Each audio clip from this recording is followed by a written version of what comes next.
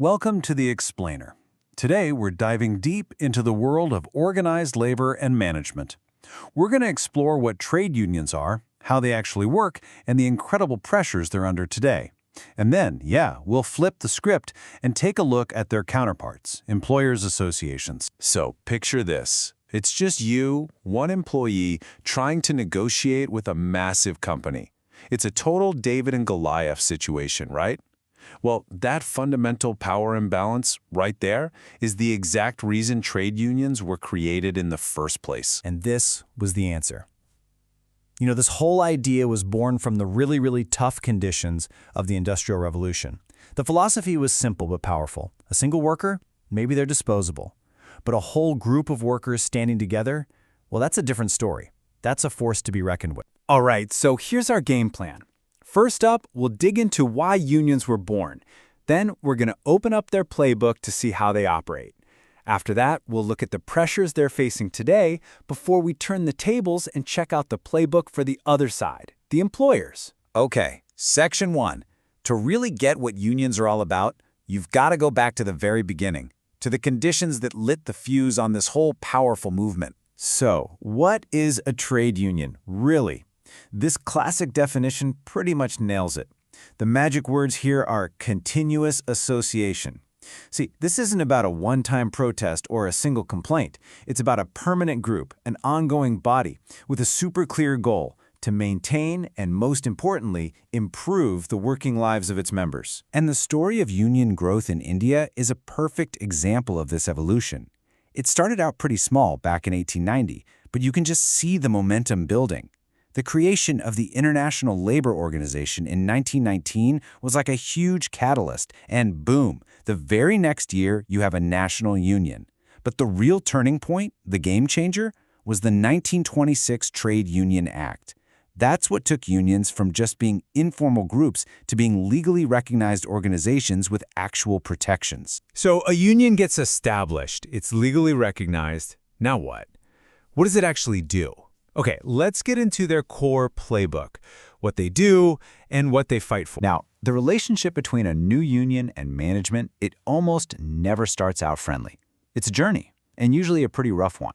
It kicks off with pure hostility, where employers try to just crush the union. But if the union can hang on and build strength, that hostility turns into a struggle. And only after that trial by fire can it move towards some kind of understanding and maybe, just maybe, an actual partnership down the road. A union's job really comes down to two different roles. They're playing both offense and defense.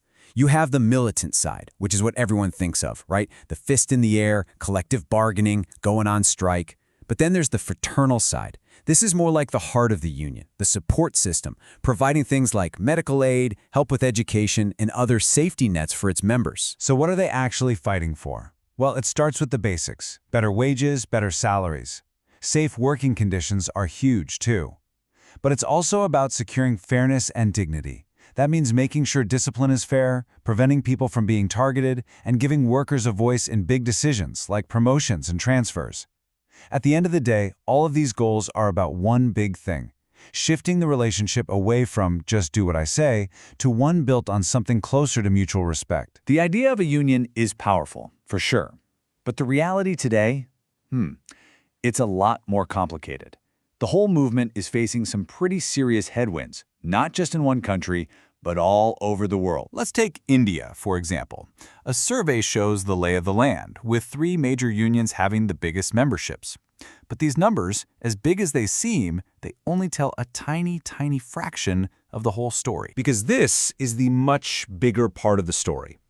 A staggering 92% of the entire workforce is in what's called the unorganized sector. These are jobs where union presence is practically zero. This is the single biggest mountain for the modern union movement to climb. And you could argue, it's also their greatest opportunity. And look, this pressure isn't just happening in India. It's a global trend that's been going on for decades. You can see here in places like Japan and the US, union membership has fallen off a cliff since its peak in the mid-20th century. So the big question is, why? So what's causing this decline?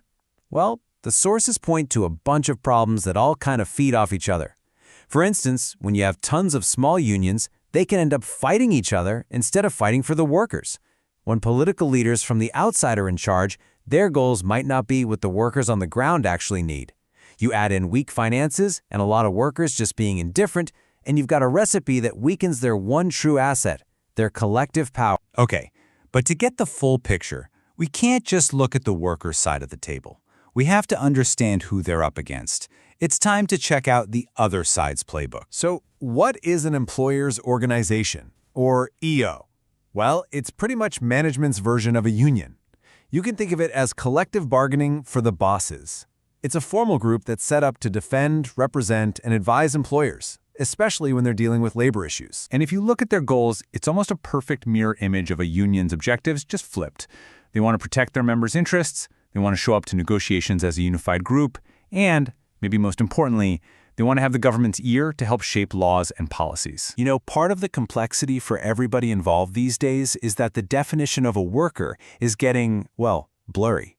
That traditional line between blue-collar, manual workers on the shop floor and white-collar staff in the office, it's just not as clear as it used to be.